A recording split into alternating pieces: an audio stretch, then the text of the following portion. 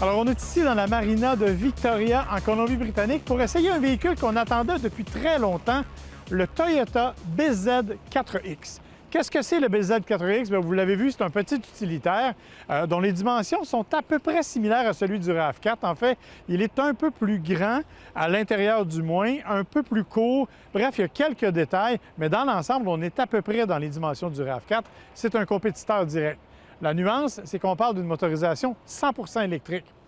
Le BZ, d'ailleurs, c'est pour Beyond Zero et c'est la première apparition de cette appellation-là qui va suivre pour d'autres modèles électrifiés chez Toyota au cours des prochaines années. Alors, petit détail en passant, c'est le véhicule qui a été développé en collaboration avec Subaru où il va s'appeler Solterra. Vous conviendrez avec moi que c'est un nom qui est plus facile à retenir.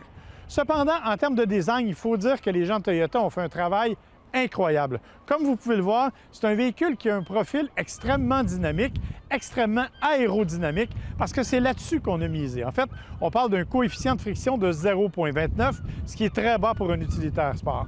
Comment on y est parvenu? Bien entendu, avec un capot plongeant, capot qui a l'air court, mais en fait, c'est dans le design, la façon dont il descend, que l'on a l'impression qu'on a raccourci les proportions. Il est de dimension tout à fait normale. On a vraiment mis des détails énormes pour s'assurer d'une aérodynamique et pour limiter la friction au possible. La preuve, c'est qu'on a des entrées d'air qui sont fonctionnelles un peu partout. On a bien sûr aussi une grille active à l'avant, ce qui permet de moduler la friction, donc de faciliter encore une fois l'économie d'énergie. On a aussi modifié des choses. Par exemple, dans la version dont on dispose, on a des protecteurs ici autour des roues, protecteurs qui sont cette fois lustrés. Pourquoi? Parce que nous, on a la version la plus haut de gamme. Il existe plusieurs versions. L'entrée de gamme n'aura pas la version lustrée, mais plutôt des choses mates. On veut vraiment assumer la personnalité d'utilitaire sport du véhicule et ça en fait partie. En matière de design, il faut aussi remarquer les phares avant qui sont extrêmement profilés et qui sont différents selon les versions. Encore une fois, nous, on dispose de la version la plus équipée, la XLE. On a donc des phares quadruples à DEL ainsi qu'une ligne de DEL qui sert de clignotant. Ce n'est pas le cas pour les autres versions. C'est donc une des différences. Autre différence notable, certaines versions du véhicule sont montées sur des roues de 20 pouces alors que d'autres se contentent de 18 pouces, mais ce sont toutes des versions qui offrent des pneus à faible friction. Encore une fois, question d'économiser l'énergie. Toujours en matière de design, il faut remarquer le haillon arrière qui est fortement incliné. En fait, on dit qu'il est incliné de 7 degrés de plus que celui de la Venza, ce qui est quand même exceptionnel. On a ajouté aussi un becquet qui est simple dans le cas des versions de base, mais qui est divisé en deux dans les versions plus sophistiquées, histoire, encore une fois, de jouer avec l'aérodynamisme. Enfin, ici aussi, les blocs optiques sont incroyablement sophistiqués. On a vraiment fait un effort superbe pour avoir une voiture qui se démarque et je peux vous dire que même ici, à Victoria, on s'est déjà fait poser des questions sur le véhicule.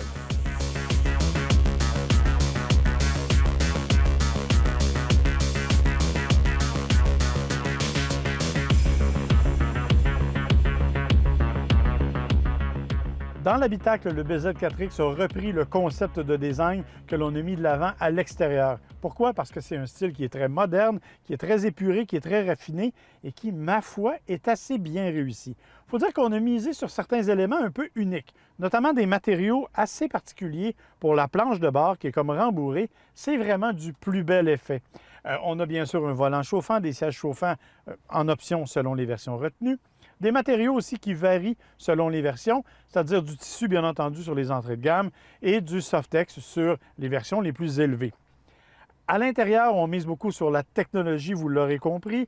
On a un petit écran devant le conducteur que l'on nous a présenté littéralement comme un affichage tête haute inclus dans la planche de bord. Donc, évidemment, c'est là qu'on nous présente les principales informations de conduite.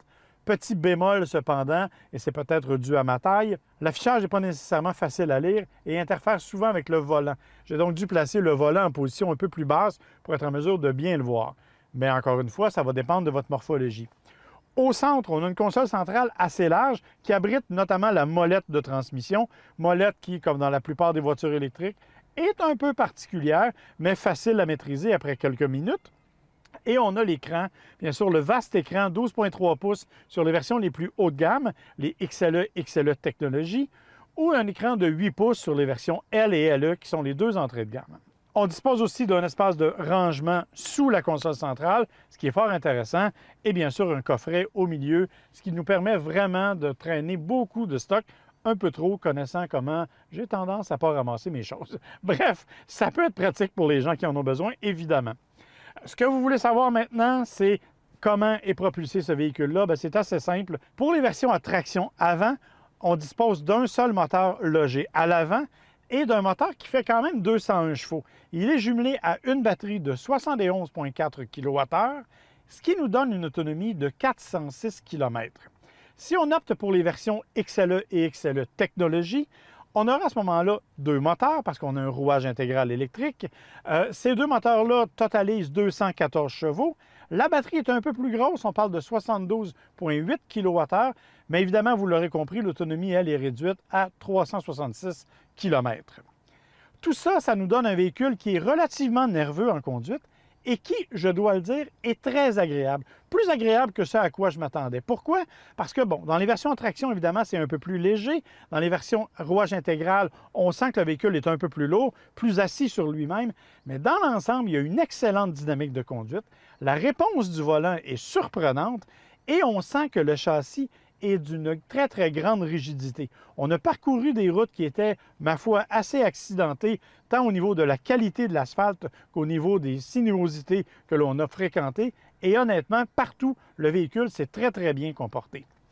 Une des grandes faiblesses, à mon avis, bien sûr, les gens de Toyota ne seront pas d'accord, c'est la conduite à une pédale. On n'a aucun système qui nous permet de moduler la puissance de régénération au freinage et la conduite à une pédale, elle est en fait à peu près symbolique.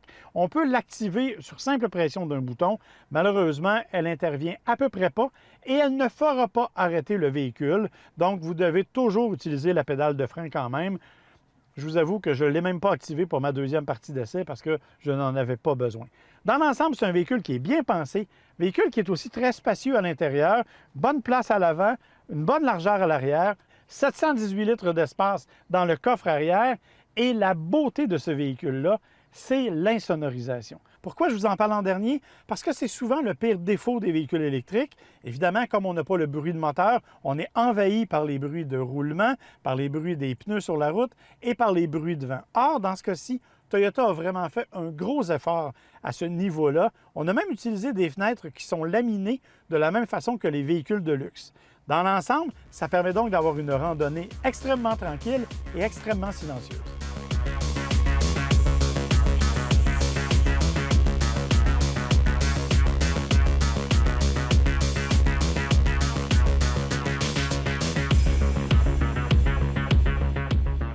Avec un prix de base de 44 990 $ pour les versions d'entrée de gamme et de 62 000 $ pour les versions les plus équipées, incluant l'aspect technologie, le BZ4X sera probablement un grand succès parce que, d'une part, il sera complètement admissible aux aides financières gouvernementales, mais surtout parce que c'est un véhicule qui remplit toutes ses promesses, tant en matière de dynamisme de conduite que d'autonomie. Évidemment, il va rester à voir ce qu'il va nous donner en hiver.